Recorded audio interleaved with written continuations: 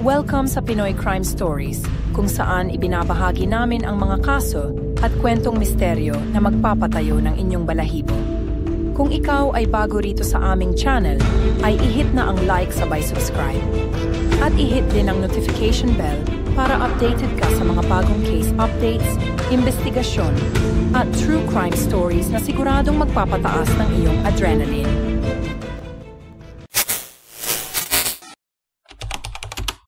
Noong Hunyo 10, 2016, niyakap ni Cristina Grimmie ang isa sa kanyang pinaka-obsessed na fan. Isang oras matapos nito idineklara siyang patay, isang trahedya na nagdulot ng kalungkutan sa mga taong nakilala siya sa kanyang journey patungo sa kasikatan. Ngunit bago ang lahat ng ito, balikan natin ang alaala at simula ni Cristina. Noong Marso 12, 1974, ipinanganak si Cristina Victoria Grimmie kay Tina at Albert Grimmie. Si Tina, ang kanyang ina, ay isang receptionist, habang ang ama niyang si Albert ay nagtatrabaho sa Verizon Communications. Si Cristina ay may lahing Italian at Romanian at lumaki siya sa Malton, New Jersey, kasama ang kanyang kuya, si Marcus. Mula pa sa murang edad, kitang-kita na ang magandang relasyon nilang magkapatid, at ang kanilang bond ay naging mas matibay, lalo na nang dumaan sila sa matinding pagsubok. Ang pagmamahalan at suporta ng pamilya ang naging pundasyon ng lakas ng kanilang bond, na lalo pang pinatibay ng mga pagsubok na hinarap ng pamilya Grimmie. Isa na rito ang laban ng kanyang ina sa breast cancer. Maagang namulat si Cristina sa matinding pagsubok ng kanyang pamilya. Si Tina, ang kanyang ina, ay na-diagnose ng breast cancer, ngunit nakayanan niyang pagtagumpayan ang sakit na ito ng 2 beses, noong 1995 at muli noong 1998. Bagamat mabigat dalhin ang kanilang suliranin, pero bilang pamilya, hinarap nila ito na magkakasama. Ito ay nagbigay daan sa pagpapatibay ng kanilang relasyon bilang pamilya at pagpapahalaga sa sandali. Sa kabila ng mga pagsubok, hindi nila iniiwasan ang mga hamon ng buhay. Sa halip, bawat araw ay tinatanggap nila ito ng may pasasalamat at patuloy nilang minahal ang isa't isa. Kaya naman, hindi lang magkapamilya, kundi mag-best friend din si Marcus at Cristina. Maliit pa lamang ay marami na ang nakapansin sa talento ng bata.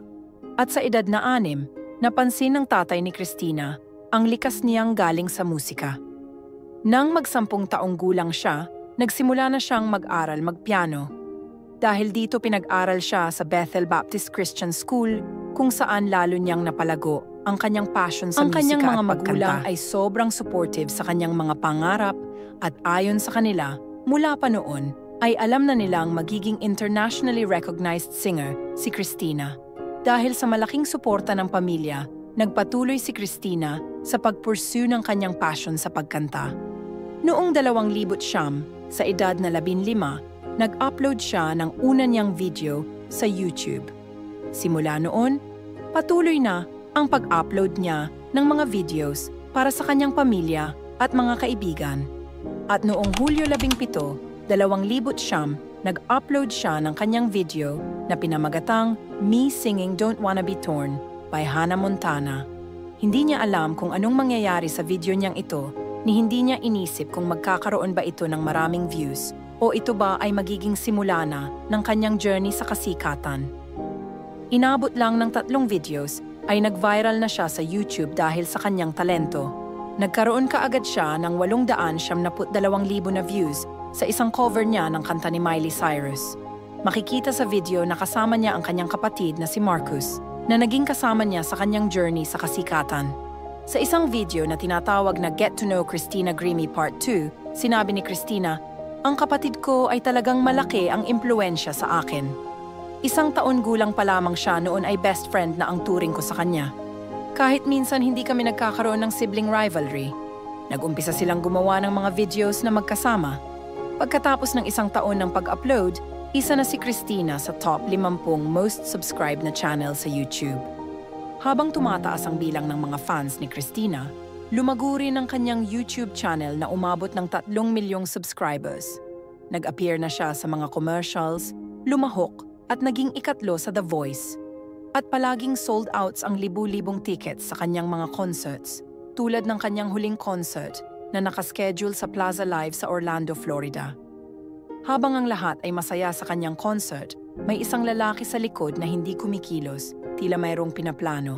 Makikita sa mga video na nakasuot siya ng black cap at flannelette shirt at bumili ng ticket gamit ang pangalang Kevin James Loibel. Si Kevin ay lumaki sa St. Petersburg, Florida, sa isang family na may problema sa pang-aabuso. Nagtrabaho si Kevin sa Best Buy, pero hindi siya komportable sa pakikisalamuha sa mga tao. Dahil dito, palagi siyang iniliipat sa iba't ibang department at sa huli ay napunta siya sa Geek Squad kung saan hindi niya kailangang makipag-usap sa customers.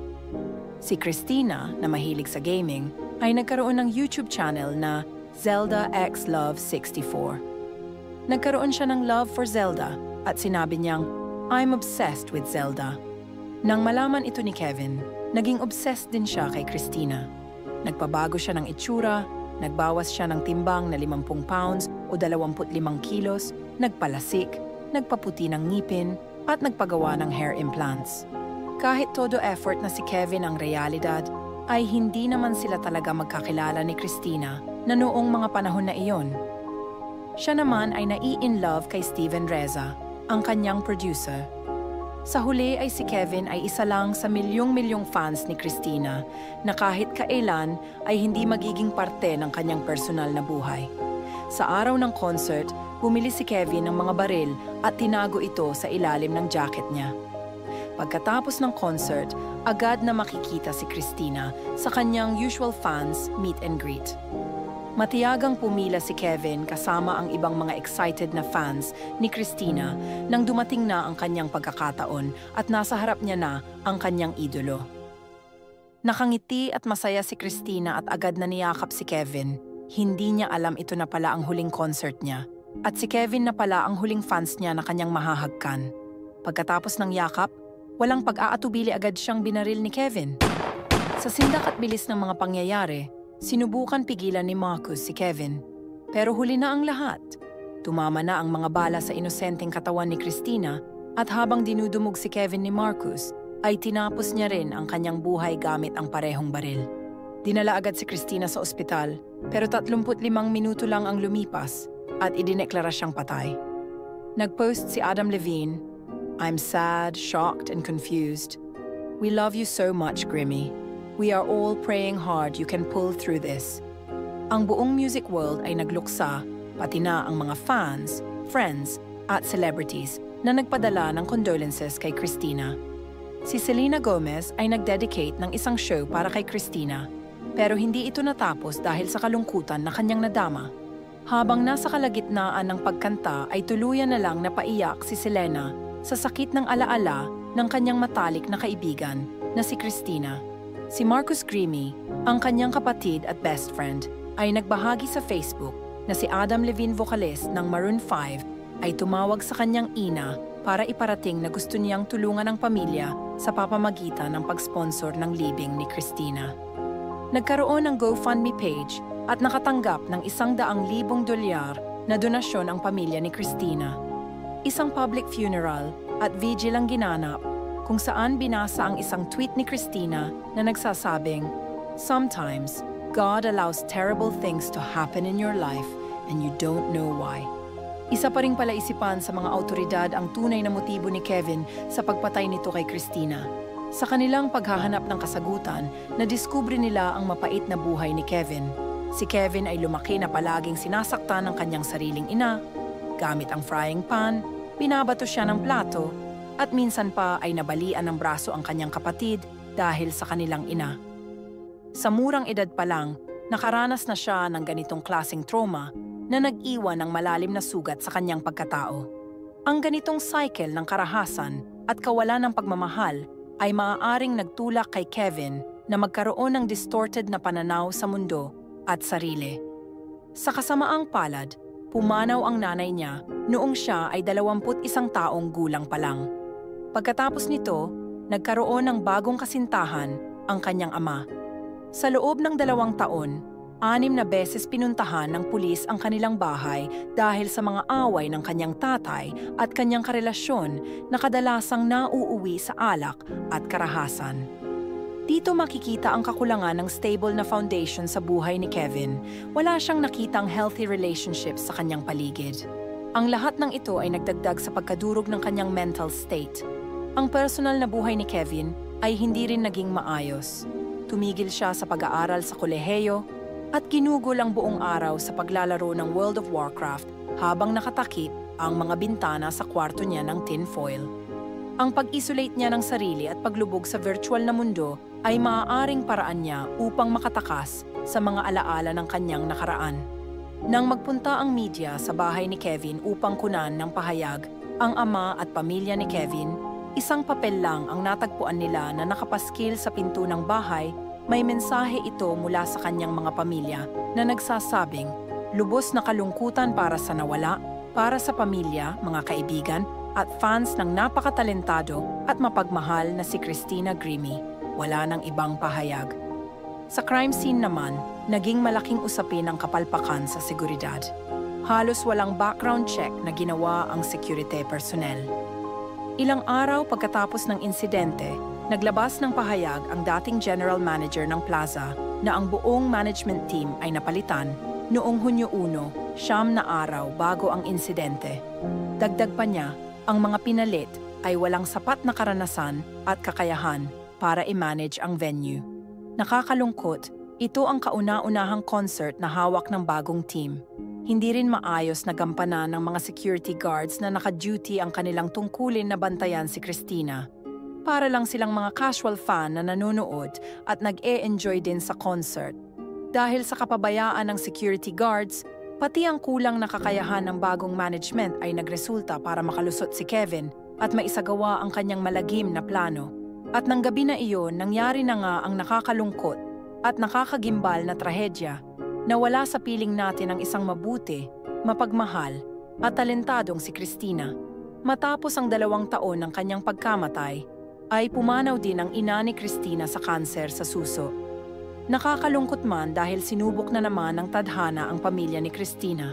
Pero ngayon ay magkasama na sila sa itaas, kasama ang poong may kapal. Sinabi ni Marcus, Christina touched so many lives in just 7 years, almost 7 years after her passing. People still care about her.